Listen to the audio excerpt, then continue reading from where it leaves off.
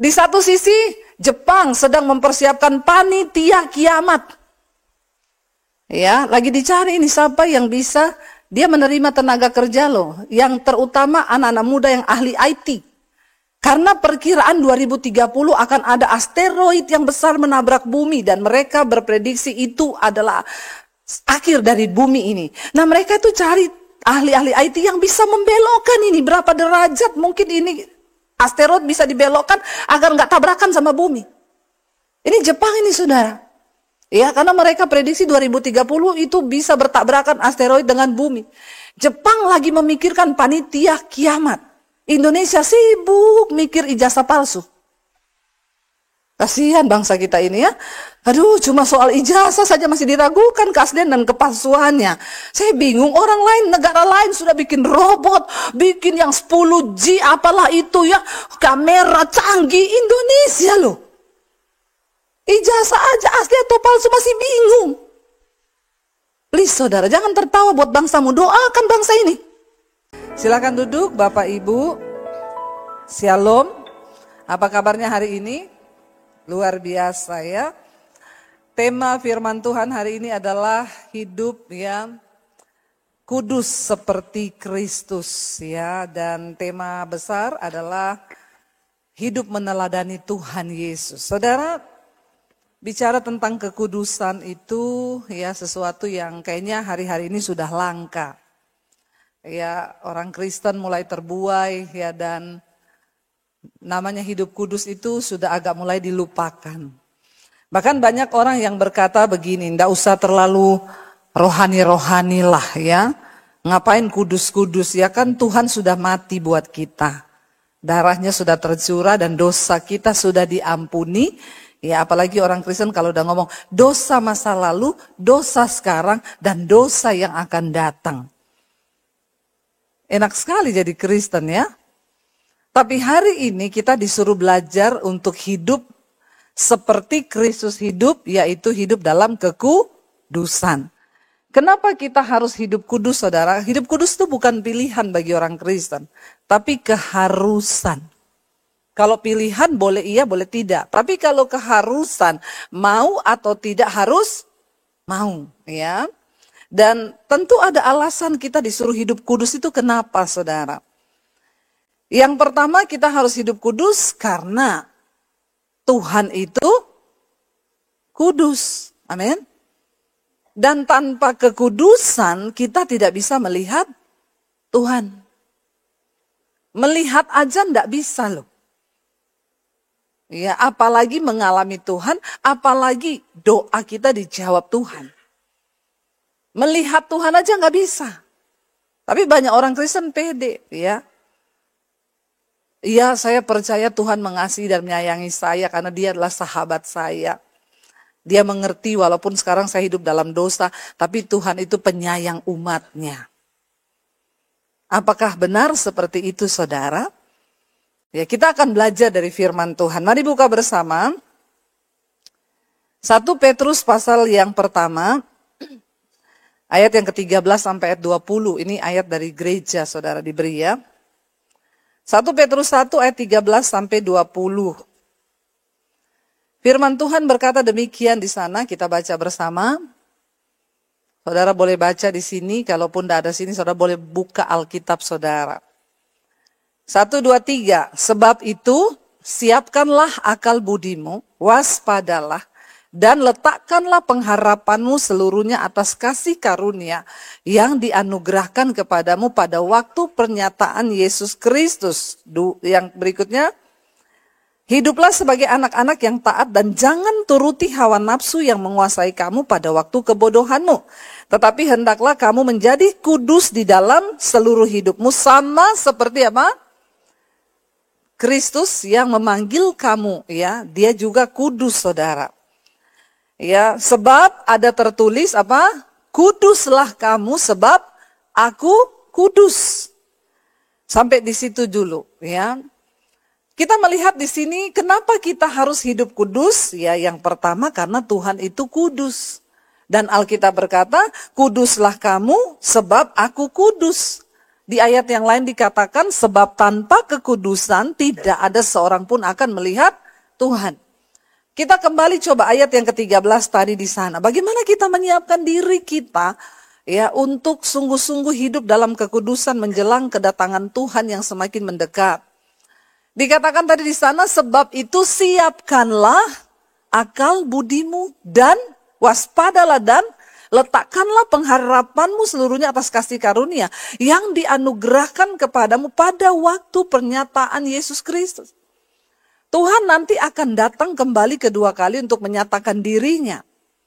Dan kita, umat Tuhan, gereja Tuhan harus mempersiapkan diri. Mempersiapkan diri seperti apa? Dikatakan sebab itu siapkanlah apa? Akal budimu. Akal budi ini beda dengan pikiran. Semua manusia diciptakan Tuhan dikasih otak. Ya, dikasih otak. Ada orang yang memakai otaknya untuk memikirkan hal-hal yang jahat. Ini namanya akal bulus. Amin. Tapi ada orang yang memakai otaknya untuk memikirkan hal-hal yang baik. Namanya akal budi. Tapi orang ada nama budi tapi tidak berakal. Nah itu. Ya, jangan jadi orang yang namanya budi tapi tidak berakal budi. Saudara, kita semua diciptakan dikasih otak loh. Semua punya otak di sini kan? Maaf ya, saya bukan mau bicara kasar, tapi ini memang otak dikasih untuk berpikir. Tapi yang memakai otaknya untuk memikirkan perkara-perkara yang baik, yang kudus, yang suci itu hanya sedikit orang. Yang namanya hidup berakal budi. Kita ini pakai akal budi, contoh saudara. Orang yang tidak berakal budi siapa? Orang yang merokok itu nggak berakal budi.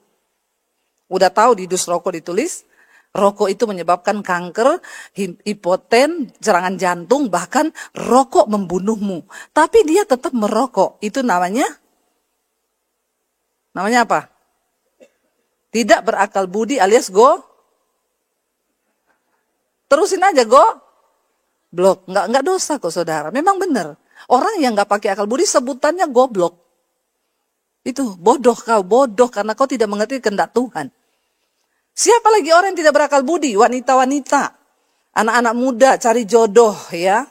Udah tahu laki-lakinya kelakuannya begitu, masih belum menikah, dugem, merokok, mabok, hidup dalam dosa. Kau pilih dia untuk menikah. Ya, namanya tidak berakal budi. Nanti kalau sudah nikah konseling terus. Ya, konseling terus. Ya Bu, itu suami saya begini. Saya selalu balik ini, yang suruh kau nikah siapa dulu? Ya kan kau sendiri yang pilih. Ya itulah harga yang harus kau bayar, berdoa. Karena kau tidak memilih dengan akal budi. Ya. Untuk menyambut kedatangan Tuhan, siapkan akal budimu. Bukan akal bulusmu. Ya, tapi akal budi. Ayo saudara, kita pakai otak kita untuk berpikir hal-hal yang baik. Engkau percaya atau tidak? Engkau berubah atau tidak? Dunia ini terus berubah. Dunia nggak pernah tunggu kita berubah. Kau berubah atau tidak, dunia akan menggilasmu. Karena memang tujuan dunia ini menghancurkan orang percaya. Untuk meremukkan imanmu sehingga engkau bisa menyangkal Tuhan di akhir zaman. Karena itu ayo berubah. Pakai akal budi kita. Ya, karena firman Tuhan Yesus berkata, ada satu hal yang bisa mengalahkan dunia ini, yaitu apa? Iman. Iman yang mana? Iman yang hidup. Iman yang memiliki akal budi dan dikatakan waspada. Lalu letakkanlah seluruh pengharapan kita menjelang Tuhan Yesus datang menyatakan dirinya. Lalu ayat yang berikutnya saudara dikatakan di sana, hiduplah sebagai anak-anak yang taat dan jangan turuti hawa nafsumu yang menguasai kamu pada waktu kebodohan. Ini yang saya sebut dengan perjumpaan pribadi dengan Tuhan. Ya, saya bilang kemarin, saya bikin status, orang itu kalau belum ketemu Tuhan gampang tinggalin Tuhan. Karena jodoh, karena ini jadi Yudas Iskariot. Itu namanya Kristen ilegal. Kristen agamanya, tapi namanya belum terdaftar dalam kerajaan Allah. Makanya bimbang terus. Karena jodoh tinggalin Tuhan Yesus, karena pekerjaan tinggalin Tuhan Yesus, karena duit tinggalin Tuhan Yesus. Kenapa? Mereka hidup dalam hawa nafsu yang menguasai pada waktu kebodohan. Semua kita harus punya pengalaman perjumpaan dengan Tuhan supaya hidup diubahkan. Ya, bagaimana Bu bisa tahu pengalaman pribadi dengan Tuhan? Saya pernah menyesali waktu saya terima Tuhan Yesus. Saya menyesalnya tuh gini, Tuhan, kenapa nggak dari dulu aku kenal Tuhan? Kenapa nggak dari dulu Tuhan? Karena sudah banyak waktu yang aku pakai untuk hidup dalam kebodohan. Melakukan dosa, melakukan hal-hal yang tidak berkenan pada Tuhan. Aku merasa rugi, Tuhan, kenapa nggak dari dulu? Dulu aku bodoh. Sebagai orang percaya yang hidupnya dibaharui, hal-hal yang dulu merupakan keuntungan bagi kita, sekarang kita anggap rugi. Karena pengenalan akan Kristus lebih mulia. Lalu ayat yang berikutnya, ayat 15 dikatakan di sana, tetapi hendaklah kamu menjadi kudus di dalam seluruh hidupmu sama seperti Kristus yang kudus yang telah memanggil kamu. Kenapa kita harus hidup kudus? Karena Kristus yang panggil kita ini kudus. Nah, kalau Tuhan yang kudus, kita berdosa, ya kita nggak bisa tinggal satu rumah dengan Tuhan. Dan Tuhan nggak bisa menyertai kita. Ketika bangsa Israel dibawa keluar oleh Musa dari Mesir ke tanah perjanjian, Musa bilang, Tuhan tolong sertai kami, Tuhan bangsa ini. Tuhan bilang, aku kirim malaikat menyertai kamu. Karena kenapa? Aku tidak bisa berjalan di tengah-tengahmu. Karena kalau aku berjalan di tengah-tengahmu, lalu kamu itu keras kepala, tegar tengkuk, gak mau bertobat, aku bisa membunuhmu. Karena kekudusan Tuhan itu membinasakan orang yang berdosa. Tuhan sampai takut. Tuhan bilang jangan. Biar malaikatku aja yang berjalan dengan kamu. Aku jangan. Karena kalau aku berjalan bersamamu, kamu pasti mati di jalan. Karena aku kudus, tapi kamu tidak kudus. Kalau saudara terus hidup dalam dosa, ya kita beda server dengan Tuhan. Ya kalau nggak satu server, nyambung nggak saudara? Nggak nyambung. Makanya Tuhan Yesus berkata, ya firman Tuhan bilang, ya seringkali doa kita tidak didengar, tidak dijawab, bukan karena telinganya Tuhan yang kurang tajam, bukan karena tangannya yang kurang panjang untuk menolong kita, tapi dosamu itu yang menjadi penghambat. Berkat Tuhan tercurah. Karena nggak satu server, Tuhan kudus, kita berdosa. Tapi banyak orang Kristen bilang, nggak apa-apa, tapi kan Tuhan sayang aku dan dia sudah mati. Dosa awal kita bertobat, sebelum kita bertobat, itu kita hidup dalam dosa. Waktu kita terima Yesus, kita diselamatkan bukan karena perbuatan baik, tapi karena anugerah. Tapi setelah kita terima kasih karunia, kita tidak bisa lagi bermain-main dengan dosa. Ya. Kita tidak bisa. Keselamatan kita semua nggak bisa dapat. Dengan kekuatan kita tidak bisa. Saya selamat dengan dosa-dosa saya dulu tidak bisa. Saya butuh kasih karunia untuk menyelamatkan saya. Setelah saya diangkat dari dosa, saya diselamatkan. Kenapa saya harus balik lagi ke lumpur itu? Itu namanya engkau menginjak-injak kasih karunia Tuhan. Menginjak-injak darah pengorbanan Kristus dengan sengaja. Orang yang sudah bertobat mengenal Yesus harus hidup kudus, saudara. Lalu ayat yang berikutnya dikatakan di sana, saudara, ayat 16, sebab ada tertulis kuduslah kamu sebab aku kudus, ya, dan tanpa kekudusan kita tidak lihat Tuhan. Ayat 17 berkata, dan jika kamu menyebutnya Bapa, yaitu Dia yang tanpa memandang muka menghakimi semua orang menurut perbuatannya, maka hendaklah kamu hidup dalam ketaatan, dalam ketakutan selama kamu menumpang di dunia ini. Kita semua memanggil Tuhan Bapa. Yang tanpa memandang muka, Dia akan menghakimi kita nanti. Gak peduli mau saudara pendeta, mau bukan, mau pengerja, mau jemaat, mau STH, MTH, S1, S21, S23, kayak Samsung, gak peduli. Tuhan tidak memandang muka. Satu saat kita semua pribadi lepas pribadi akan berdiri di hadapan tahta pengadilan Kristus.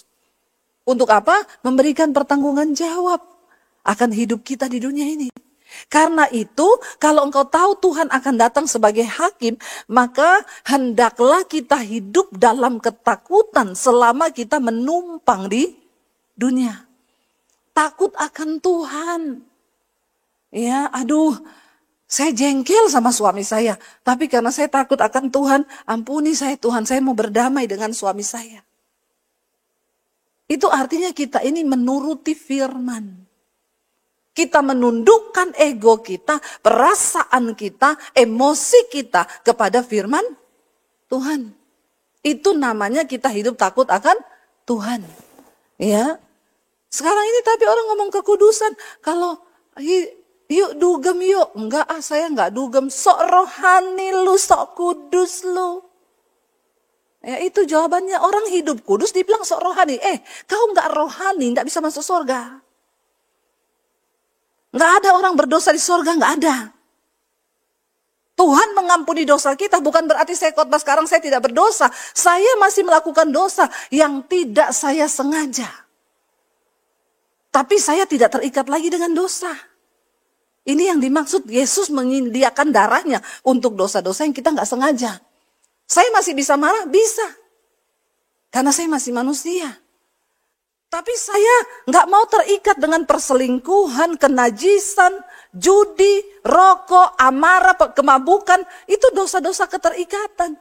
Orang marah biasa. Tapi kalau tiap hari marah-marah itu sakit jiwa. Jiwamu sakit, saudara, benar. Ya, bedakan antara dosa keterikatan dan dosa kejatuhan. Kalau dosa kejatuhan itu cepat-cepat tobat. Itu jatuh. Aduh, saya tadi marah, saya tadi tersinggung loh sama orang itu. Aduh, saya tadi jatuh dalam dosa, saya tersinggung. Ampuni saya Tuhan, kuduskan saya Tuhan. Oke.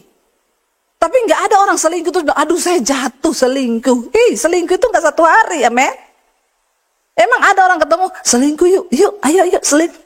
Nggak ada, itu dibangun. Pakai rasa, pakai ini itu ya jatuh. Kalau ada bapak-bapak yang bilang, aduh ampuni saya Tuhan, tadi saya jatuh ke panti pijat, saya tidur sama perempuan, saya ampuni saya Tuhan. Nah, ini juga perlu dipertanyakan, kenapa bisa pergi ke situ? Ya, hati-hati loh saudara, jangan kau permainkan kasih karunia Tuhan. Biar orang mau bilang, itu Ibu Debbie pendeta hukum Taurat, ya. Enggak percaya kasih karunia. Justru saya sangat percaya kasih karunia. Saya sangat menghormati kasih karunia Tuhan. Makanya saya tidak mau main-main dengan kasih karunia Tuhan. Karena ini Alkitab yang ngomong. Satu saat Tuhan akan datang sebagai hakim untuk mengadili kita semua. Jadi nanti kalau tanya, kamu pernah selingkuh enggak? Enggak Tuhan, puter channel 5 malaikat. Ada rekaman kita semua, ada. Saudara pikir enggak ada? Alkitab berkata, mata Tuhan menjelajah ke seluruh bumi, melihat orang baik dan orang jahat, untuk merekam semua yang kita lakukan. Satu saat nanti Dia akan mengadili kita dan memberikan upah sesuai dengan perbuatanmu di dunia ini. Dan tidak ada CCTV tercanggih yang melebihi mata Tuhan. Menembus langit, loteng, dinding kamar, menembus handphonemu. Semua yang tidak terlihat istrimu, terlihat oleh mata Tuhan. Amin bapak-bapak. Ibu-ibu juga. Biar saya nggak disalahkan. Ya, ibu-ibu apa yang nggak terlihat oleh suamimu, terlihat oleh mata Tuhan. Anak-anak muda yang tidak dilihat orang tuamu, dilihat oleh mata Tuhan. Terus kita mau ngapa? Hiduplah dalam ketakutan selama kita menumpang di dunia ini. Lalu berarti kalau Tuhan datang sebagai hakim nanti akan ada kiamat. Yes, ya. Kiamat sudah di depan mata. Menurut ramalan ya, prediksi kematian Paus Paulus ya, kemarin kita berduka, seluruh dunia berduka ya. Salah satu hamba Tuhan di dunia dipanggil Tuhan. Ya, ada prediksi yang berkata bahwa Paus itu hanya sampai 112 ya. Yang kemarin meninggal katanya sudah 111 kalau saya nggak salah sih. Ya, dan nanti setelah ini akan ada penggantinya. Nah, itu sudah paus terakhir. Setelah itu kiamat, konon katanya. Ya, tapi kita harus kembali pada firman Tuhan. Ya, orang mau memprediksi apa boleh-boleh aja, namanya juga prediksi, tapi tolak ukur kita adalah firman. Di satu sisi Jepang sedang mempersiapkan panitia kiamat. Ya, lagi dicari ini siapa yang bisa. Dia menerima tenaga kerja loh, yang terutama anak-anak muda yang ahli IT. Karena perkiraan 2030 akan ada asteroid yang besar menabrak bumi dan mereka berprediksi itu adalah akhir dari bumi ini. Nah, mereka itu cari ahli-ahli IT yang bisa membelokkan ini berapa derajat mungkin ini asteroid bisa dibelokkan agar nggak tabrakan sama bumi. Ini Jepang ini saudara. Ya, karena mereka prediksi 2030 itu bisa bertabrakan asteroid dengan bumi. Jepang lagi memikirkan panitia kiamat. Indonesia sibuk mikir ijazah palsu. Kasihan bangsa kita ini ya. Aduh, cuma soal ijazah saja masih diragukan keaslian dan kepalsuannya. Saya bingung, orang lain, negara lain sudah bikin robot, bikin yang 10G apalah itu ya, kamera canggih. Indonesia loh. Ijazah aja asli atau palsu masih bingung. Please saudara, jangan tertawa buat bangsamu, doakan bangsa ini. Sangat tidak penting. Orang sudah memikirkan hal-hal yang ke depan, mempersiapkan tim ahli untuk membelokkan berapa derajat asteroid di luar angkasa sana. Dan Indonesia masih mikir ijazah asli dan palsu. Astagfirullah, subhanallah. Apapun prediksi manusia, ya boleh-boleh saja orang memprediksikan kiamat toh. Saya tapi selalu suka kembali kepada firman Tuhan, ya. Bukan kembali ke laptop, kembali ke firman Tuhan. Mari kita lihat bersama 2 Petrus. Apa yang Alkitab katakan tentang akhir zaman? Kiamat, 2 Petrus 3 ayat 10 sampai 13. 2 Petrus pasal yang ketiga ayat 10 sampai 13 saudara. Nah ini firman Tuhan yang bilang. Jadi kita boleh dengar mau dari sini ada prediksi, dari sana ada prediksi. Balik lagi ke firman. Baca 1, 2, 3. Tetapi hari Tuhan akan tiba seperti pencuri. Pada hari itu langit akan lenyap dengan gemuruh yang dahsyat. Dan unsur-unsur dunia akan hangus dalam nyala api. Dan bumi dan segala yang ada di atasnya akan hilang lenyap. Termasuk saudara dan saya enggak? Ya. Jadi mau sehebat apapun itu orang-orang kaya di dunia mau bikin bunker di bawah tanah. Ya, untuk bersembunyi kalau ada satu gempa hebat terjadi, mereka masuk ke bawah tanah, dijual 6 triliun kali satu bunker. Yang ada duit boleh silakan pesan. Tapi saya cuma mau kasih tahu firman Tuhan bilang, semua akan hancur dengan nyala api, dengan gemuruh yang dahsyat, dan bumi dan segala yang ada di atasnya akan hilang lenyap. Ya bisa jadi itu kalau asteroid tabrakan sama bumi ya mungkin itu. Ya memang benar itu akan terjadi, gemuruhnya dahsyat. Lebih daripada gemuruh gempa bumi 7,9, itu lebih. Karena langsung hilang lenyap semua yang ada di atasnya. Saudara, ini akan terjadi dan ini bukan saya ngomong, ini Alkitab yang bilang. Kalau akan hilang semuanya, rumahmu hilang, depositmu hilang, semuanya hilang. Lalu bagaimana kita mempersiapkan diri menghadapi hari itu? Alkitab nggak catat gini, maka yang punya duit beli emas. Ya, karena sekarang emas kosong, saudara. Semua mau berburu emas ini. Ya, ngerti mas naik, semua berburu. Ya kalau nggak ada duit, nggak apa-apa beli aja asal ada duit. Ya, mas naik terus ini sampai nggak ada barang, antam aja nggak ada barang katanya. Ya, Mas Daniel ini naik terus beratnya, tapi harganya turun, nggak naik saudara ya. Alkitab nggak bilang cepet persiapkan dirimu investasi, beli tanah, simpen dolar. No, jangan sampai hari ini kita dibuyarkan. Ayo ini sekian naik sekian, kita bingung bagaimana menyelamatkan diri dari resesi, bagaimana begini.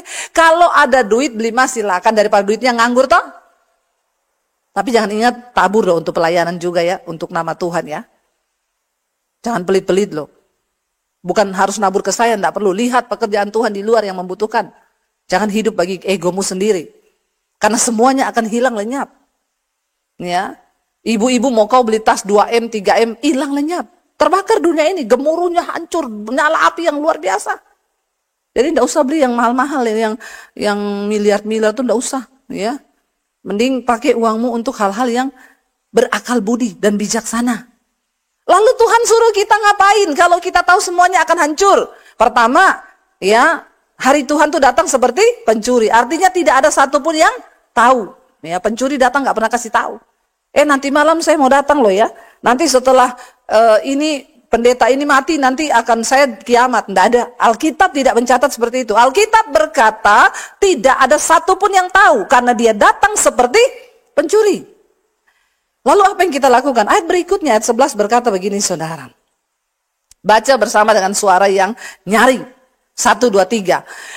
Jadi jika segala sesuatu ini akan hancur secara demikian, betapa suci dan salehnya kamu harus hidup. Ini yang Alkitab suruh. Persiapan kita itu ngapain? Hidup suci dan saleh. Betapa suci dan salehnya kamu harus hidup. Jangan lagi main-main dengan kekristenanmu. Jangan gak peduli dengan kekudusan. Engkau menebar hawa nafsu. Hidup dalam megahan malam di sana di dunia nightclub. Ya, persinahan, kenajisan, engkau berbaur dengan orang-orang yang tidak mengenal Allah. Pisahkan dirimu, saudara. Bukan musuh rohani, tapi kita memang harus rohani untuk bisa dipisahkan Tuhan. Karena Alkitab bilang, karena kalau demikian semuanya itu akan hancur. Betapa suci dan salehnya kita harus hidup. Bertobat. Jangan ada amarah, kekecewaan, kenajisan, dosa apapun. Mari kita mulai koreksi-koreksi, buang-buang saudara, buang. Jangan banyak koleksi dosa. Ya, tapi buang. Aduh, aku ini masih pahit sama mertuaku. Pulang gereja ini aku mau berdamai. Kirim mertuaku duren. Tapi kalau dia darah tinggi jangan, nanti mati ya. Aku ini pahit sama iparku, nanti pulang aku berdamai aku WA dia minta maaf Hello saudara, ya, aku ada selingkuhan nih bapak-bapak ya. Sebelum selingkuhanku buka mulut nanti tes DNA. Lebih baik aku ya minta ampun sama Tuhan nih sama istriku ya. Hati-hatilah bapak-bapak. Ya, karena dosa itu tidak akan pernah ya diem untuk mengejar saudara ketika saudara jatuh di dalamnya. Betapa suci dan salehnya kamu harus hidup. Ayat 12 berkata di sana, baca bersama, yaitu siapa? Kamu yang menantikan dan mempercepat kedatangan hari Allah. Pada hari itu diulangi lagi apa? Langit akan binasa dalam api dan unsur-unsur dunia akan hancur karena nyalanya. Wow, ngeri itu akan terjadi. Ya, akan terjadi itu saudara. Alkitab yang mencatat. Kita ini orang-orang kudus yang mempercepat kedatangan Tuhan. Kenapa? Karena kalau tidak dipercepat, tidak akan ada yang selamat. Semuanya murtad. Semuanya binasa. Dunia ini makin terus menuntut orang untuk menjauhkan kita dari Tuhan. Ya. Makanya Tuhan harus percepat. Karena kalau tidak orang kudus juga tidak tahan. Banyak orang akan meninggalkan imannya kepada Tuhan. Ya, dan mulai ikut ya mencari sesuatu yang menurut dia dapat memuaskan hawa nafsunya. Ya, bagi kita saudara, ya udahlah kalau memang dunia ini mau hancur ya silakan. Makanya jangan terlalu terikat pada perkara-perkara dunia ini.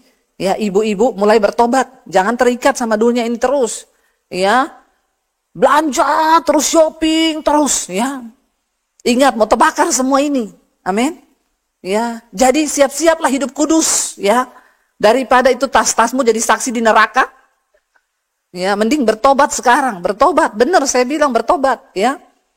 Kalau dikasih orang ya enggak apa-apa dipakai. Kalau beli terus sampai diperbudak, lupa menabur. Orang tuh biasa kalau beli terus tuh pelit itu orangnya. Pasti enggak pernah menabur itu. Ya, karena dia selalu buat dirinya sendiri. Ya, tapi saudara, dikatakan di situ, ayo kita ini menantikan kedatangan Tuhan, kita ini mempercepat kedatangan Tuhan itu. Karena kalau nggak dipercepat tidak akan ada yang selamat. Tapi ada janji Tuhan. Jangan cuma berhenti di situ hancur dan nyala api. Lah terus gimana kita ini nasibnya yang percaya pada Tuhan? Alkitab selalu memberi janji bagi kita yang percaya dan itu pasti akan digenapi. Ayat yang terakhir 13 baca bersama. Tetapi sesuai dengan janji Tuhan, kita menantikan langit yang baru dan bumi yang baru di mana terdapat kebenaran. Karena dunia yang sekarang yang kita kenal ini sudah kotor, udah bejat, udah banyak dosa. Tempat keadilan sudah tidak ada keadilan, kata firman Tuhan. Kita menantikan dunia yang baru, bumi yang baru, dan langit yang baru. Di mana di sana hanya terdapat kebenaran. Tapi ada orang bilang begini sama saya, Bu, nanti berarti di surga itu kita ngapain aja ya? Udah nggak ada dosa ya? Bete banget ya? Ini memang setan punya anak buah, saudara. Dia bilang, udah nggak ada selingkuh, nggak ada dugem, berarti aduh bete banget ya di surga ya. Saya bilang, kau pilih dari sekarang aja binasa. Ya, ada loh orang berpikiran begitu loh, saudara. Dia nggak menantikan langit yang baru. Saya bilang, ya udah nanti kau hidup di neraka. Banyak di sana bintang-bintang film. Ya nanti biar kau di sana rame, ya. Jadi saudara, Tuhan menjanjikan bagi kita langit yang baru dan bumi yang baru, di mana di situ terdapat kebenaran. Makanya mari kita hidup dalam kekudusan seperti Kristus hidup. Jangan pernah tinggalkan Tuhan. Jangan pernah karena masalah persoalan hidup kita menjadi kecewa. Kalau kita bicara tentang akhir zaman, rasanya semua masalah kita menjadi kecil. Iya apa iya? Ya aduh rasanya debt collector besok mau datang, ya kecil ya kalau dibandingkan dengan siapa tahu pas dia datang pas dunia ini lenyap. Tuhan tidak mendengar doa yang seperti itu ya. Makanya mulai beres-beresin, ada utang mulai dibayar. Ya jangan kau pikir nanti Tuhan lupa itu utang, selesaikan. Apa yang perlu kita beresin hari-hari ini. Selama masih dikasih waktu. Ya berita tentang akhir zaman tuh harus terus didengungkan hari-hari ini. Karena kedatangan Tuhan memang sudah sangat dekat. Tapi orang yang hidup dalam kekudusan, yang terus bertahan, ada langit yang baru, ada bumi yang baru, di sana terdapat kebenaran. Hari-hari ini di antara saudara ada yang merasakan enggak? Aduh Bu, ini kayak api siksaan. Sesuatu yang luar besar terjadi atas saya. Luar biasa hari-hari ini terjadi. Jangan, Alkitab bilang, jangan kamu heran. Di akhir zaman memang akan terjadi ya. Saudara duduk situ enak ya, dingin ya. Di sini panas ya ternyata ya.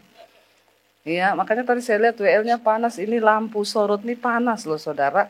Makanya tolong ya dengar khotbah tuh yang serius ya. Panas loh saya di sini nih panas saudara ya. Dikatakan ada nyala api yang sesuatu seolah-olah sesuatu yang luar biasa itu sedang terjadi atas kita. Ya kalau saudara mengalami hari-hari ini bersyukur, berarti firman Tuhan digenapi. Memang benar, menderita sebagai Kristen, hari-hari terakhir itu, ya kita akan mengalami seolah-olah ada sesuatu yang luar biasa terjadi. Entah dalam masalah keuangan, setiap kita punya pergumulan kan. Saudara punya masalah? Ya, punya saudara. Ada yang bawa tisu saudara? Boleh bagi dengan saya ya. Ya mungkin nanti panitia bisa siapin tisu ya. Saudara dikatakan di sini bahwa ya jangan kamu heran ketika kamu itu merasa ada sesuatu seperti nyala api siksaan yang datang padamu sebagai ujian ya.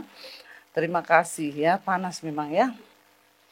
Sebagai ujian ya. Jadi saudara, saya banyak mendengar hari-hari ini orang datang berkata, Bu rasanya gak kuat, Bu rasanya persoalan datang bertubi-tubi, rasanya di akhir zaman ini aduh ya. Tapi Alkitab bilang jangan heran.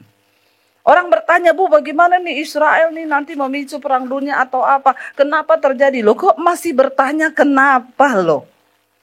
Kan sudah ditulis di dalam Alkitab ya. Yesus berkata perang akan terjadi, bangsa bangkit melawan bangsa, pembunuhan, akan ada penyiksaan. Ya itu sudah tertulis dalam Alkitab. Tapi orang yang gak mengerti kehendak Tuhan akan bertanya, kenapa? Ya gak usah bertanya, sudah tertulis di dalam Alkitab. Lalu kita lihat ayat yang ke-13 dikatakan di sana apa saudara? Jadi gak usah heran ya. Bilang kanan kiri, jangan heran. Ngomong kanan kirimu, kalau lagi ada masalah tekanan, ndak usah heran. Lalu bagaimana kita bersikap? Ayat 13 baca bersama. Sebaliknya apa? Bersukacitalah sesuai dengan bagian yang kamu dapat dalam penderitaan Kristus. Ya kita ini menghadapi masalah, menghadapi api pencobaan, api ujian, ndak boleh banyak protes, ndak usah heran dan bertanya kenapa. Sebaliknya yang harus kita lakukan, Alkitab bilang apa? Bersukacita. Saudara disuruh bersukacita dalam tekanan, dalam api siksaan itu gampang atau susah? Ya banget lah ya. Tapi itulah firman Tuhan. Memang hanya orang-orang gila yang bisa jadi Kristen, ya. Bukan Karisten. Kalau orang Sulawesi di sana orang bilang jadi Karisten, ya. Jadi Kristen itu memang harus orang-orang yang berpikir di luar logika. Karena Tuhan itu selalu bertentangan dengan logika manusia. Dikatakan di situ jangan heran, tetapi sebaliknya bersukacitalah dengan bagian yang kamu dapat dalam penderitaan Kristus. Sebab Kristus sudah lebih dulu menderita. Tidak usah heran ya kalau kita ini menderita di dunia. Dikatakan apa? Supaya kamu juga apa? Boleh bergembira dan bersukacita pada waktu ia menyatakan kemuliaannya. Jadi dengan kata lain kalau saya balik, orang-orang yang akan bersukacita menerima kemuliaan Tuhan hanya mereka yang mengalami tekanan, pencobaan dan ujian ya di dalam hidupnya. Amin. Nggak usah lihat yang baru datang. Jangan gagal. Fokusnya ke saya saja, dengar firman. Saudara, dengan kata lain, siapa yang akan bergembira dan menerima kemuliaan? Hanya mereka yang di dunia ini sudah mengalami penderitaan. Dan mereka tetap bersuka cita. Supaya kamu juga boleh bergembira dan bersuka cita pada waktu ia menyatakan kemuliaannya. Ayat 14 baca bersama. Dikatakan di sana ayat 14, berbahagialah kamu jika kamu dinista. Karena apa? Karena nama Kristus. Sebab roh kemuliaan, yaitu roh Allah ada padamu. Kalau kita ini dinista karena kebenaran, dikatakan bersukacita, berbahagialah. Kalau kita hidup dalam kebenaran terus dinista loh. Ya orang bilang, oh itu ya sok kudus, sok suci. Nggak apa-apa, biarin aja. Ya saya dikatain orang, itu Debbie Basjir, pendeta hukum Taurat. Pendeta perjanjian lama. Ngomongannya penghukuman, penghakiman. Loh saya mending ngomong yang begitu saudara, supaya Anda berjaga-jaga. Orang tuh bilang sama saya gini, Bu emang ibu yakin sorga itu ada, penghakiman itu ada nanti. Ngapain kita susah-susah hidup kudus, ternyata enggak ada sorga, enggak ada neraka. Saya bilang ada atau tidaknya sorga, saya tetap mau hidup kudus karena saya mengasihi Tuhan. Amin saudara. Jangan tertipu dengan pengajaran-pengajaran hari-hari ini loh saudara ya. Yang berkata nggak usah hidupi hukum Taurat. Nanti saudara jadi ahli Taurat. Kita sekarang kasih karunia. Saya akan kasih tunjuk nanti ayatnya ya. Jangan main-main dengan kasih karunia Tuhan. Memang Yesus datang memberikan kita keselamatan karena kasih karunia. Tapi hati-hati. Jangan itu membuat engkau nyaman hidup dalam dosa. Hargai kasih karunia yang mahal harganya itu. Ya, kita akan lihat nanti di sini. Nanti supaya saudara bilang, jangan bilang saya ini pendeta perjanjian lama, pendeta hukum Taurat. Di perjanjian baru lebih keras lagi tentang keselamatan itu harus kita jaga loh. Ya, ayat yang ke-15 baca. Ayat yang 14 tadi dikatakan, berbahagialah jika kamu itu dinista karena nama Kristus, berarti roh kemuliaan itu ada padamu. Kalau orang punya roh kemuliaan, dia pasti akan dinista, diomongin. Karena kita hidup benar, enggak apa-apa. Ayat 15 berkata, baca bersama, janganlah ada di antara kamu yang harus menderita sebagai apa? Pembunuh, pencuri, penjahat, atau pengacau. Ya, kalau kita menderita karena kebenaran, puji Tuhan, haleluya 12 kali. Saya diusir karena menerima Tuhan Yesus. Ya, saya dianggap pemberontak karena saya mau hidup dalam kebenaran. Enggak apa-apa. Tuhan melihat kita saudara. Tuhan yang menilai hidup kita. Tapi daripada dikatakan di situ, ya kalau engkau menderita, ya sebagai pembunuh, pencuri, penjahat, atau pengacau, ya itu bikin malu Tuhan. Ya, ada kan orang dibilang gitu, oh itu udah terkenal dari dulu. Ya pencuri, hari-hari ini banyak orang masuk ke gereja, nawar-nawarin saham. Ketemu pengusaha-pengusaha, korbannya banyak, miliaran, puluhan miliar. Ya setelah diselidiki, oh memang dia dari dulu begitu. Ternyata ini sudah kasus berikutnya, tapi berkedok rohani, bawa firman. Ya, saya sekarang kalau ngomongin saham sama teman-teman saya orang-orang kaya pasti mereka percaya. Karena saya menyampaikan firman Tuhan. Tapi bodoh saudara. Jangan mau ya. Sekarang tuh banyak orang berkedok-kedok rohani. Ya jangan sekarang, tapi saudara jangan percaya ya. Sekarang banyak pakai nama saya jual Mas Antam. Saya dikirimin, Bu ini ibu ya, fotonya ibu loh. Ya namanya juga Ibu Debbie Basir. Saya mau nawarin Antam karena saya dapat diskonan besar. Teman saya itu ya dia ini nih Antam, mau nggak ambil di saya. Ya saya bilang saya enggak pernah jualan emas. Ya karena saya punya emas itu sudah banyak ya 80 kilo saya punya emas. Mas Daniel. Ya tapi enggak laku dijual. Dan memang tidak dijual di koleksi pribadi. Jadi jangan percaya saudara. Tadi ibu yang ngomong ya, ada orang WA ibu ya atas nama saya minta bantuan pembangunan gereja, minta ini itu. Jangan percaya. Saya selalu ngomong, saya tidak pernah kasih proposal, saya tidak pernah minta sumbangan. Tuhan yang mencukupi semua pelayanan saya.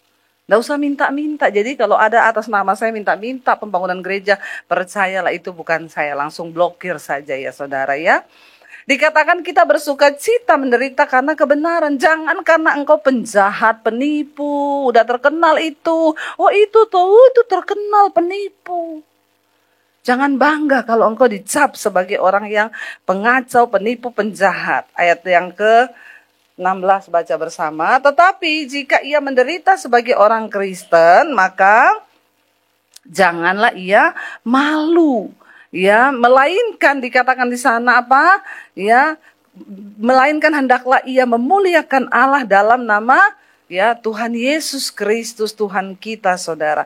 Jangan malu kalau engkau menderita karena kebenaran. Tidak apa-apa, jalani aja. Pastikan hidup kita di dalam kebenaran.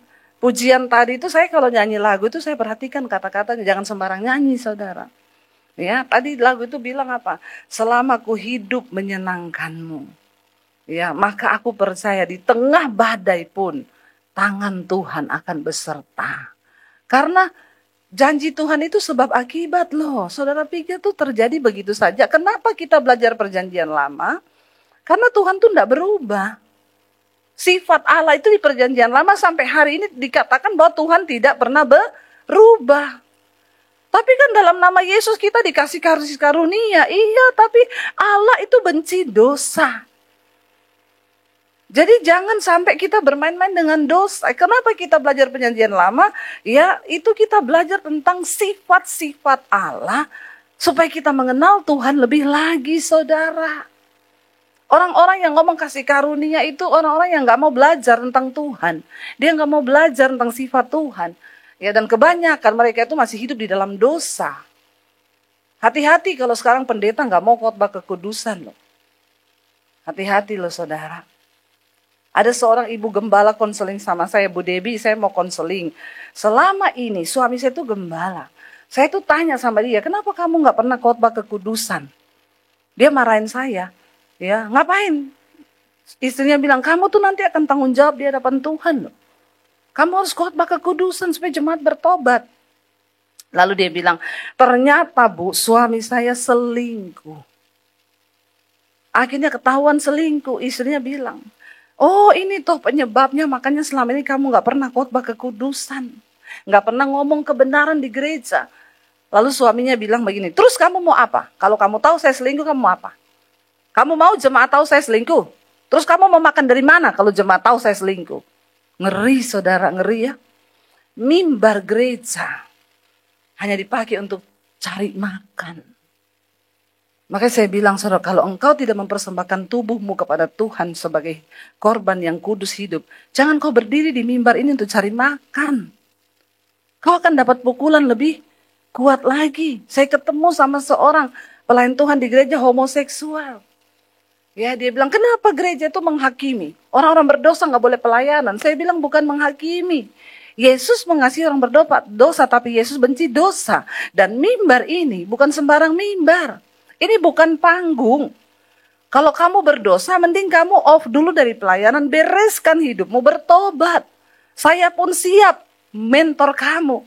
Jawabannya apa? Kalau saya nggak pelayanan, Bu, saya makan dari mana? Saya itu cari uang dari pelayanan. Ngeri saudara, ngeri. Ngeri loh.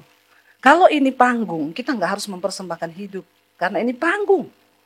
Entertain ini. Saudara mau pelayanan di sini, habis berzina, habis homo, habis selingkuh, naik-naik aja. Kalau engkau melihat ini panggung, maka saya berdoa supaya gereja jangan menjadikan ini panggung, ini mimbar, ini mesbah yang kudus, katakan. Supaya iman kekristenan jangan bergeser. Banyak sekarang anak-anak Tuhan, pelayan Tuhan, mereka berdosa seenak-enaknya, lalu mereka naik. Kenapa? Karena kasih karet lu. Lu injak-injak itu darah anak domba Allah. Yesus datang itu dengan pergumulan. Yesus datang ke dalam dunia ini, saudara, dia bilang, kalau bisa cawan ini lalu daripadaku Bapa. Tapi kalau aku harus meminumnya, biar aku meminumnya. Terus kita dengan seenaknya ngomong kasih karunia. Ngeri hari-hari ini akhir zaman. Tapi memang benar. Kenapa? Karena banyak jemaat tuh pengen denger yang enak-enak. Ya, saya bersyukur GSJS ini masih tetap ya. Kemarin saya ketemu dengan Pak Michael Gunawan, kami ya duduk ngobrol makan bersama. Saya bilang, jaga loh Pak. Ya, kasih tahu jemaat karena ini tugas kita sebagai hamba Tuhan. Kalau kita udah nggak kasih tahu pertobatan, siapa lagi yang mau kasih tahu? Ngeri saudara, hari-hari ini dikatakan, ya, mari kita sama-sama dikatakan di sini, hendaklah ia memuliakan Kristus. Ayat yang ke-17 kita baca bersama saudara, ini ngeri sekali. Karena sekarang apa? Telah tiba saatnya apa? Penghakiman dimulai. Dan pada rumah Allah sendiri yang harus pertama-tama dihakimi. Kenapa kita dulu yang pertama-tama dihakimi? Karena kita yang lebih dulu menerima kebenaran. Kita yang lebih dulu menerima kasih karunia. Sekarang saya mau tanya, kalau sudah kasih karunia, kenapa ada penghakiman lagi? Kenapa kita harus dihakimi lagi? Dikatakan sebab sekarang, karena sekarang telah tiba saatnya penghakiman dimulai dan pada rumah Allah sendiri yang harus pertama-tama dihakimi loh. Jangan anggap santai, jangan anggap remeh iman kita kepada Tuhan. Hidup kita selama ini itu semua tercatat saudara. Dan satu saat Alkitab bilang kita semua harus memberikan pertanggungan jawab di hadapan Tuhan. Tidak ada satupun yang lolos. Saya, ya. Bukan berarti saya hamba Tuhan, saya lebih dulu. Bahkan di firman Tuhan dikatakan hati-hati yang mau jadi hamba Tuhan. Engkau akan menerima lebih banyak pukulan daripada jemaat. Kenapa? Karena engkau yang ngajar. Tapi kau tidak melakukan. Ya, kau lebih banyak pukulan. Maka saya bilang kalau belum beres hidupmu, jangan dulu naik di mesbah ini, di mimbar ini. Kenapa kita mengasihi?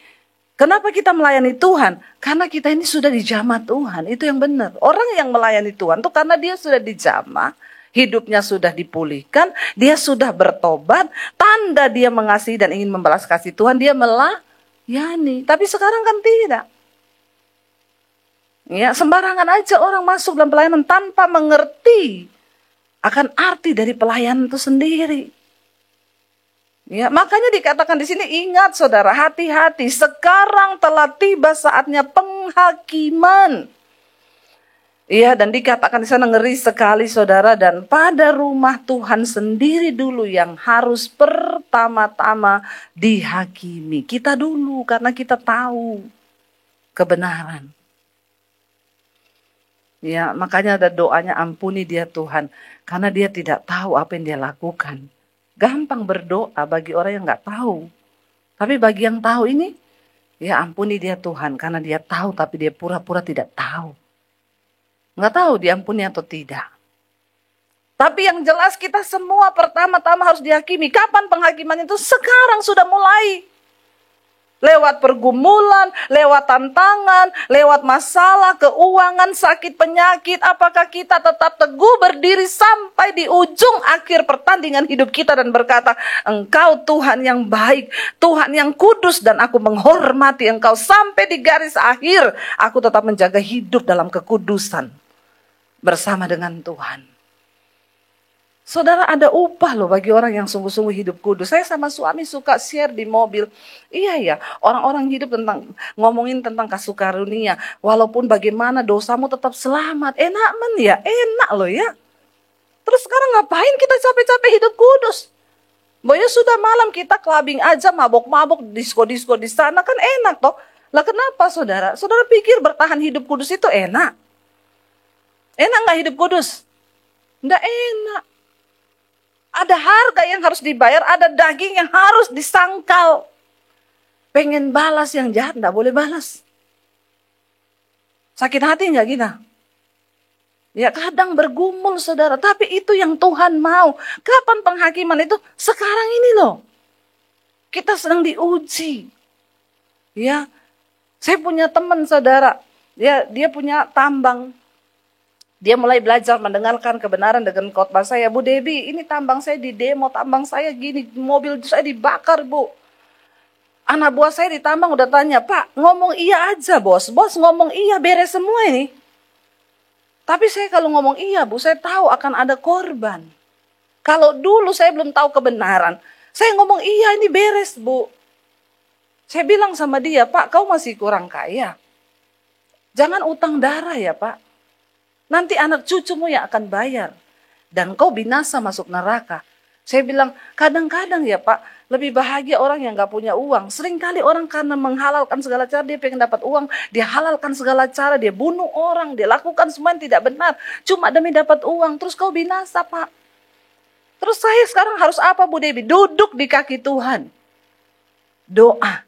Cuma doa. Iya, cuma doa, tapi engkau melibatkan Tuhan. Ya, saya sudah habis cara ini, Bu, lapor polisi juga tidak ada guna begini. Berdoa, Tuhan bilang, bukan karena kuat gagahmu, tapi karena rohku. Bapak akan lihat Tuhan yang akan berperang. Tapi sampai kapan, Bu? Berjuang untuk hidup dalam kebenaran itu memang sulit, Pak. Tidak gampang. Tetap bertahan karena engkau sekarang sedang ada dalam penghakiman Tuhan loh. Sekarang penghakiman itu sudah dimulai. Lalu dia bilang, ya udah. Besoknya demo lagi di tambangnya. Bu, ini demo Bu, lihat nih Bu. Truk saya dibakar, dikirimin video. Saya mesti ngapa sekarang Bu? Anak buah saya sudah tanya, bos ngomong iya tok bos, iya. Tunggu, saya tanya dulu sama pembimbing rohani saya, dia bilang. Dia tanya saya, Bu, nih Bu, kayak gini nih. Dia kirim video. Saya juga kaget lihat, sampai kayak begitu. Saya sekarang ngomong iya Bu, atau bagaimana? Berdoa. Dia pergi ke tambangnya, ketemu sama anak buahnya. Bos, kenapa bos jadi bencong sekarang? Saya enggak bencong. Ya, terus apa yang harus kami lakukan? Menurut mentor rohani saya, dia bilang, berdoa, doakan tuh musuh-musuhmu. Mereka semua gila ya. Kenapa lu jadi gila? Gila ini gila. Kita suruh doakan musuh. Iya, katanya doakan aja. Saya bilang tahan ya. Jangan bertindak dengan kedaginganmu. Ingat, utang darah akan dibayar nyawa. Terus saudara bilang hukum Taurat tidak berlaku? Hello? Kau berbuat jahat, kau bunuh orang. Apakah itu gak utang darah? Itu hukum Taurat. Enak banget orang gak mau hidup dalam hukum Taurat. Enak saudara, enak. Bunuh orang gak apa-apa, kasih karu. Kalau hukum Taurat kan darah diganti darah. Kutuk itu tetap ada, sekalipun Yesus sudah datang. Kalau saudara membawa diri dalam kutuk, engkau tidak menghormati darahnya, ya enggak ada saudara. Ya enak aja, nama Yesus berkuasa. Iya, bagi mereka yang menghormati nama itu, yang menjunjung tinggi nama itu. Setan juga tahu kok hidupmu. Saudara nggak percaya? Coba saudara hidup sembarangan. Saya sudah berkali-kali saudara doa pelepasan orang. Lagi doa pelepasan. Dalam nama Yesus dia panas. Tiba-tiba ada teman saya pelayanan agak-agak bencong. Datang ikut-ikutan. Dalam nama Yesus, dalam nama Yesus. Yang kerasukan melototin dia sambil lihat gini, kamu kan temanku. Setan tahu siapa temennya. Ya, jadi tidak usah pura-pura. Orang yang menghormati nama Yesus, yang hidup dalam kekudusan, engkau punya kuasa. Nama itu berkuasa. Tapi bagi orang yang tidak menghormati nama itu, kau coba tengking orang kerasukan, dia ketawain kau. Tidak ada kuasa dalam dirimu. Tuhan pun tahu siapa yang sungguh-sungguh menghormati dia, siapa yang sungguh-sungguh hidup menurut perintah-perintahnya. Nggak bisa sembarangan, saudara, ya. Kita sekarang sedang penghakiman. Lalu dia bilang, Bu, sekarang bagaimana, Bu? Saya cuma suruh doa. Saya cuma balas berdoa, duduk di kaki Tuhan. Nggak berapa lama dia kirim, Bu, ajaib ya, Bu. Saya baru lihat nih tangan Tuhan bekerja, Bu. Ya, akhirnya terjadi demo. Ya, saling bacok, polisi turun, polisinya dibacok. Kalau sudah begitu, akhirnya bagaimana? Ya rame lah, ribut lah. Ya, ternyata yang menjahati dia itu ya perusahaan sebelah. Dan dia bilang, saya udah tahu, Bu, ternyata perusahaan sebelah usut punya usut. Dan ibu tahu berita hari ini di koran. Perusahaan itu ditutup, sekarang lagi diperiksa KPK. Karena ternyata keuangannya bermasalah. Bukan orang-orang bawahnya aja yang diberesin Tuhan, Bu. Sampai ke akar-akarnya. Dia bilang, Tuhan ajaib ya, Bu. Makanya dari dulu saya bilang juga apa? Coba kalau kau sudah bunuh orang, apakah Tuhan akan membela sampai seperti itu? Tapi banyak orang gak mau percaya Tuhan. Makanya firman Tuhan bilang, terkutuklah orang yang mengandalkan manusia, yang mengandalkan kekuatannya. Kita terkutuk bukan waktu pergi nyembah-nyembah di bawah pohon setan, enggak loh. Engkau mengandalkan kekuatanmu sendiri, hidupmu terkutuk. Bilang lagi, hukum Taurat nih Debbie Basir. Ya, jangan sembarangan hidup ini. Ya, diberkatilah orang yang mengandalkan Tuhan. Makanya banyak orang Kristen tuh hidupnya terkutuk. Padahal dia tiap minggu ke gereja loh. Tapi kenapa terkutuk? Apa ciri-ciri orang terkutuk? Tidak pernah ada keadaan baik. Kekayaannya banyak, tapi nggak dikasih karunia menikmati, itu terkutuk. Bahkan orang kaya yang terkutuk banyak, saudara. Bukan cuma miskin terkutuk. Miskin yang bahagia banyak. Karena dia hidup dalam berkat Tuhan. Tapi kaya terkutuk banyak. Nggak bisa menikmati kekayaannya. Ribut rumah tangganya terus. Makan aja dia gini. Nanti penyakit semua datang. Itu namanya terkutuk, saudara. Kenapa? Karena engkau mengandalkan kekuatanmu. Bisa nggak engkau kaya dengan kekuatanmu? Bisa. Tapi yang mendatangkan berkat di hidup kita hanya waktu kita hidup menyenangkan Tuhan. Bahkan seberapapun yang kita dapat, kita bisa mensyukurinya. Ada nikmat, ada berkat di dalamnya. Makanya kan kita kadang lihat, itu udah kaya ya, tapi kok masih nekat bunuh orang cuma buat dapat ini, sikut kanan kiri. Aduh, kasihan saudara. Karena diperbudak. Karena memang hidupnya terkutuk. Dia nggak bisa menikmati keadaan yang baik. Sudah baik, tetap nggak baik. Banyak kan kita begitu? Ya, selalu menuntut, nggak pernah bisa bersyukur. Padahal kalau kita lihat orang di bawah kita banyak yang hidupnya lebih kasihan. Tapi kok dia seneng ya? Aku kok kayak gini kok nggak seneng ya? Saya tuh banyak ketemu orang kaya. Mau makan aja nggak sempet. Telepon marah-marah terus. Ya, mau makan aja duduk makan bersendah gurau itu nggak bisa. Baru duduk udah telepon. Itu gimana sih? Kenapa nggak beres? Padahal uangnya, kekayaannya banyak loh. Dalam hati saya kasihan nih orang terkutuk. Hati-hati loh saudara ya. Dikatakan di situ ya penghakiman sedang dimulai dan pada rumah Allah sendiri. Dan ayat belum yang berikutnya kelanjutannya tadi. Dan jika saya pengen kita baca ini saudara, baca bersama ya. Dan jika penghakiman itu dimulai pada kita, bagaimanakah kesudahannya dengan mereka yang tidak percaya pada Injil Allah? Kita sudah percaya belum? Sudah. Tetap dihakimi kan?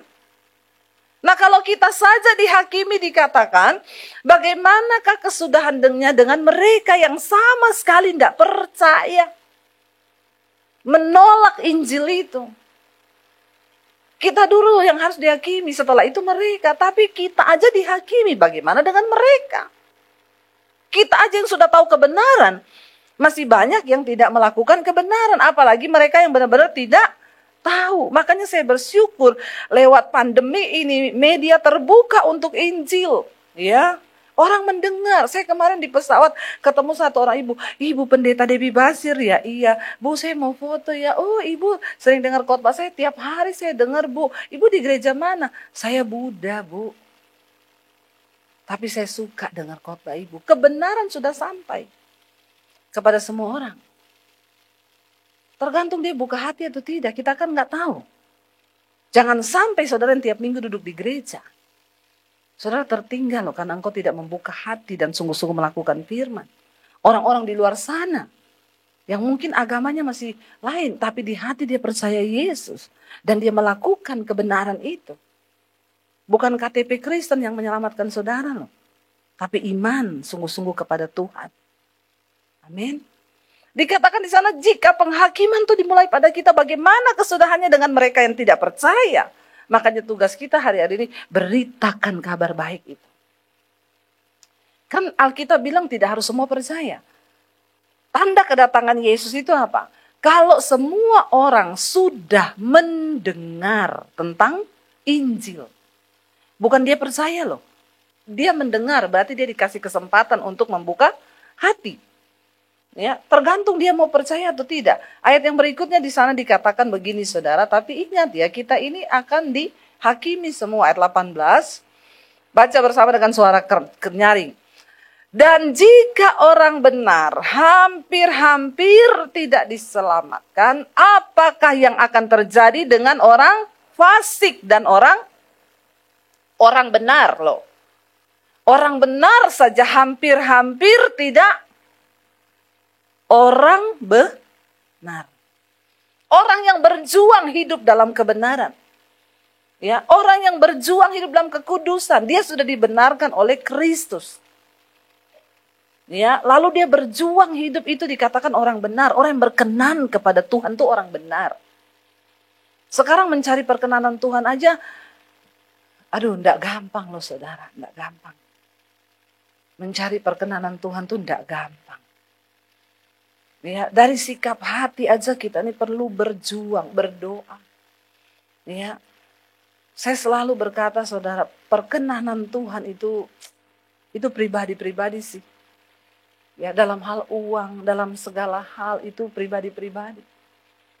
Ya, kita tuh bertanya sama Tuhan. Kemarin saya ketemu teman, ya, saya datang, dia bilang, Bu, ya, kenapa nggak beli mobil Mercy, Bu? Saya bilang, saya mau beli sekarang bisa, Pak, bisa. Bukan nggak bisa, bisa. Tapi apakah itu berkenan sama Tuhan? Ada begitu banyak pelayanan yang Tuhan percayakan kepada kami. Setiap bulan kami menghidupi pendeta-pendeta di desa.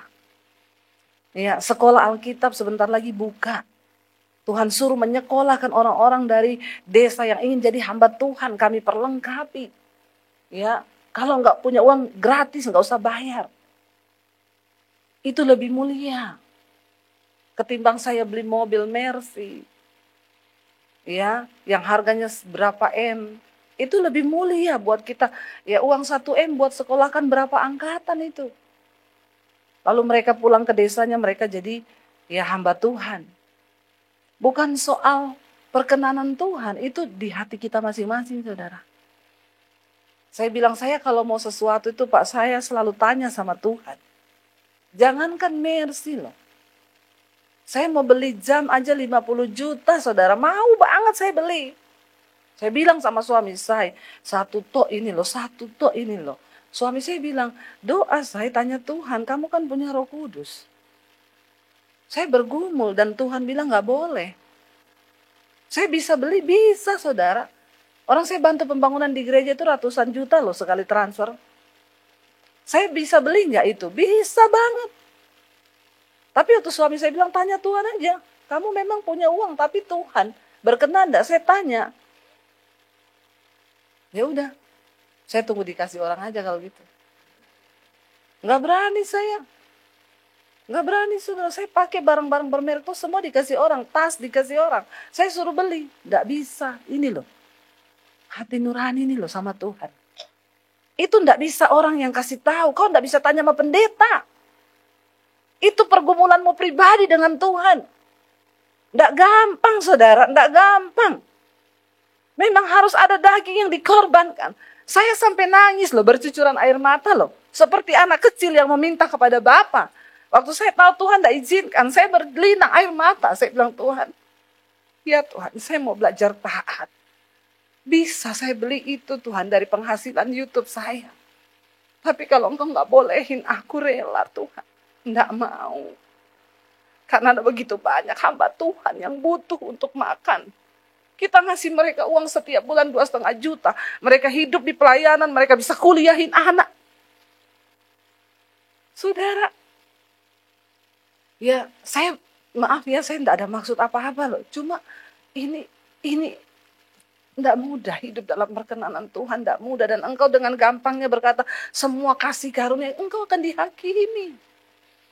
Kebenaran itu tuntunan Tuhan bersama hati nuranimu loh.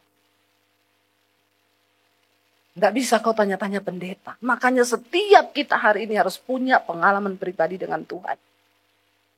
Kenapa saya nggak mau doain orang? Saya selalu bilang, kau cari Tuhan sendiri. Berlutut di kamarmu, cari Tuhan. Jangan datang sama pendeta. Tidak ada pendeta hebat yang bisa membawa kau ke surga. Yang ada itu Tuhan yang hebat. Dia mau berbicara kepadamu secara pribadi. Kenapa kau nggak pernah ketemu Tuhan? Kenapa hidupmu nggak pernah dipulihkan? Kau sudah ditumpang tangan pendeta-pendeta hebat. Ya, saya ini sama pendeta ini sudah tumpang tangan, Bu. Sama ini sudah tumpang tangan loh, Bu. Makanya saya mau ke Ibu Dewi, saya tumpang kaki ya. Saya bilang bukan tumpang tangan pendeta hebat yang bisa bikin hidupmu berubah. Tapi ketika kau ketemu Tuhan, masuk di kamar kau, tutup pintu, nangis sama Tuhan secara pribadi. Dia pasti datang. Karena korban yang berkenan kepada Tuhan itu adalah hati yang hancur dan jiwa yang remuk. Saya bilang tidak mungkin kalau kau nangis dari Tuhan, dia tidak menyatakan dirinya, itu tidak mungkin saudara. Cuma mungkin kau belum sungguh-sungguh cari Tuhan. Dikatakan loh saudara ayat ini, orang benar saja, benar loh, hampir-hampir tidak selamat dalam penghakiman. Bagaimana kesudahannya dibilang di sana tadi ayat itu apa? Bagaimana kesudahannya dengan orang fasik dan orang berdosa? Apa itu orang fasik?